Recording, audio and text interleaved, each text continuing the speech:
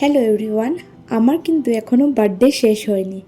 Last বার্থডেটা কিন্তু রয়ে গেছে দিদিভাই অ্যান্ড দাদাভাইয়ের তরফ থেকে। তো আমরা দুপুরের লাঞ্চটাও করে ফেললাম ওদের বাড়িতে। এত সুন্দর ভিউটা দেখুন, কি ভালো লাগছে, খুবই স্বাদ খাওয়া হয়েছে।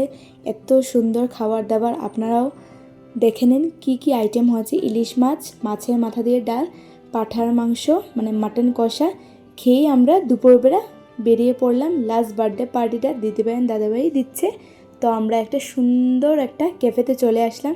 এই যে গাড়িতে বসেও পড়লো দাদাভাই, তো আমরা একটা সুন্দর ক্যাফেতে বসেও পড়লাম। এসেই ভাবছি ফটো উঠবো, তো ফটো উঠবো অবশ্যই, খাওয়া দাওয়াটা অবশ্যই করে নিতে হবে।